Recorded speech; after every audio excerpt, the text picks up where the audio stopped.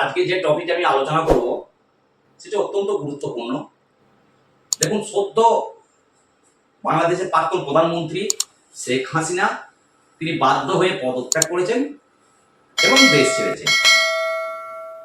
কিন্তু কেন তিনি এই দেশ ছাড়লেন তা আমি সহজে এবং সরলভাবে আপনাদের বুঝিয়ে বলার চেষ্টা করব। তার আগে আমি আপনাদের একটা কথা বলে দিই, আমি এখন যে সকল খবরগুলো পরিবেশন করব তার সত্যতা যাচাই করা আমার পক্ষে সম্ভব হয়নি। বিভিন্ন প্রথম শ্রেণীর মিডিয়া থেকে আমি সংগ্রহ করে তা বিশ্লেষণ করছি। দেখুন, কোনো একটি বড় ঘটনা একটি মাত্র কারণে সংঘটিত হয় না, তার পেছনে একাধিক প্রত্যক্ষ বা পরোক্ষ কারণ থাকে। বাংলাদেশের সময়েও তার ব্যতিক্রম ঘটেনি। দেখুন, বাংলাদেশের প্রাক্তন প্রধানমন্ত্রী শেখ হাসিনা দীর্ঘ 15 বছর ধরে একভাবে দেশের প্রধানমন্ত্রী ছিলেন। এই একভাবে দেশের প্রধানমন্ত্রী থাকা অবস্থায় বিভিন্ন কারণে তার দেশের মানুষের জনগণের তার প্রতি অসন্তোষ প্রকাশ পেয়েছিল। এই বিভিন্ন অসন্তোষের প্রতি আমি কিছু গুরুত্বপূর্ণ অসন্তোষ আপনাদের ঘরে বলবো। যেমন এক নম্বর অসন্তোষ হচ্ছে স্বৈরাচারী।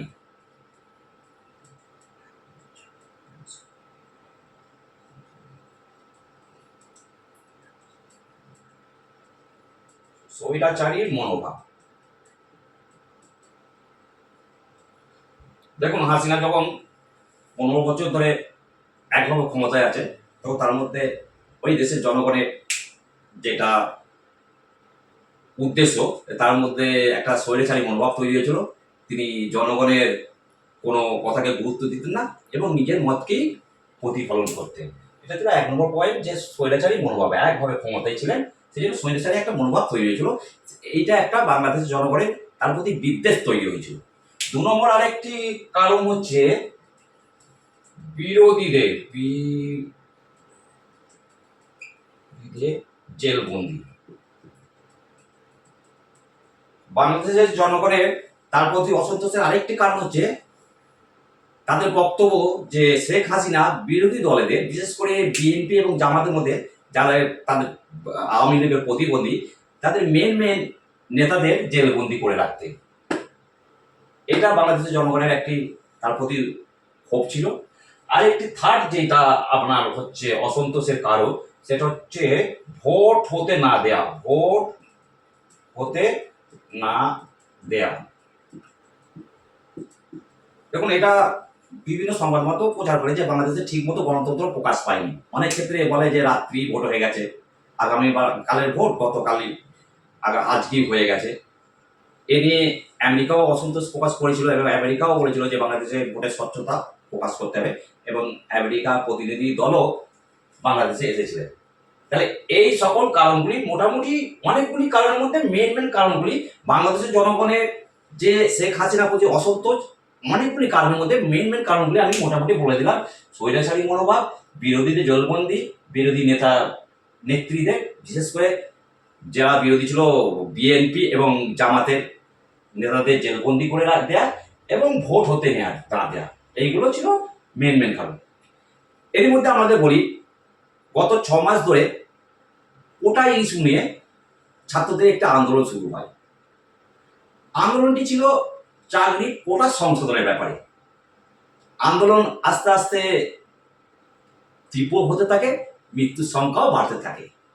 এইভাবে আন্দোলনটি এক জায়গায় একটা চরম আকারে চলে যায়। যে আন্দোলনটা শুরু হয়েছিল কোটা সংশোধনের প্রস্তাব নিয়ে, সেটি কিন্তু সেই নীতিতে থাকলো না। শেষ পর্যন্ত সেই আন্দোলনটি পরিবর্তন হয়ে শেখ হাসিনাকে পদত্যাগ করতে হবে, এই নিয়ে আন্দোলন শুরু হলো। যেখানে শুরু হলো চাকরির কোটা আন্দোলন নিয়ে, সেটা কিন্তু পরিবর্তন হয়ে গেল যে শেখ হাসিনাকে পদত্যাগ করতে হবে। এবং বলে রাখি, এর মধ্যে আনুমানিক 200 জন ছাত্রছাত্রী মারা গিয়েছিলেন, এবং শেষ এই আন্দোলন এতই তীব্রতর হচ্ছিল এবং বিশাল আকার ধারণ করেছিল যে 5ই আগস্ট বাংলাদেশের সেনাবাহিনী শেখ হাসিনাকে পদত্যাগ করতে বলেন এবং 45 মিনিট সময় দেন তাকে দেশ ছাড়ার জন্য।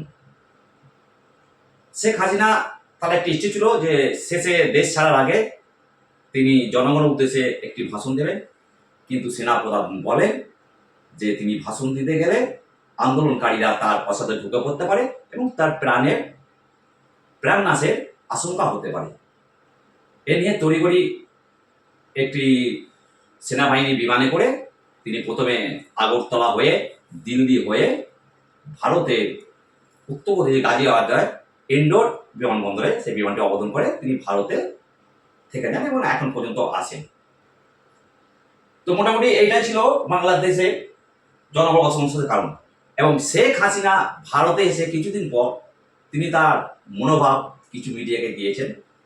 শেখ হাসিনার পক্ষ থেকে যেটা বলা হয়েছে যে তিনি চান না, তিনি দেশকে ভালোবাসেন, তিনি চান না দেশের জাতীয় সম্পত্তির ক্ষতি হোক এবং আরও মৃত্যু মিছিল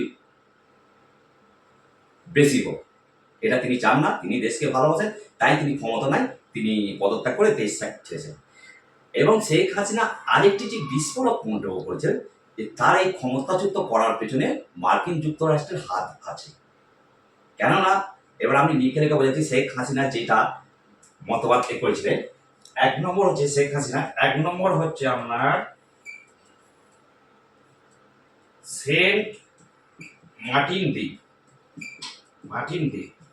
সেন্ট মার্টিন দ্বীপ হচ্ছে একটা বাংলাদেশ দ্বীপ যেটা বঙ্গোপসাগরে অবস্থিত।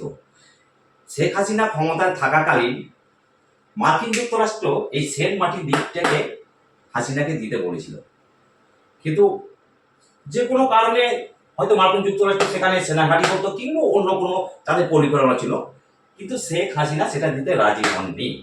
শেখ হাসিনা বলছেন যে এই সেন্ট মার্টিন দ্বীপটি তাদের না দেওয়ার জন্য বাংলাদেশের প্রতি আমেরিকার একটি অসন্তোষ তৈরি হয়েছিল। আরেকটি কারণ যেটা শেখ হাসিনা বলেছেন যে 2 নম্বর হচ্ছে 10ই মে ডোনাল্ড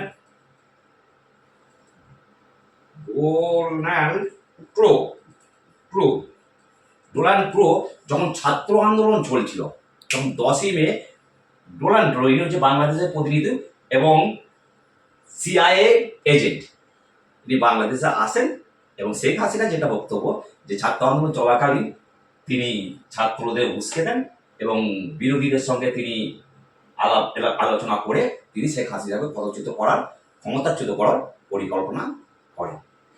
যা ডিয়ার ভিউয়ার্স, শর্টে মোটামুটি বাংলাদেশে ঘটনার বিবরণ আমি আপনাদের বলার চেষ্টা করলাম। আমি আপনাদের কাছে একটি অনুরোধ করব, বাংলাদেশের কোনো ঘটনা নিয়ে কোনো এমন মন্তব্য করবেন না কিংবা কোনো এমন খবর প্রচার করবেন না যাতে আমাদের নিজ এত সুন্দর দেশে জাতীয় ঐক্য বিনষ্ট হয়।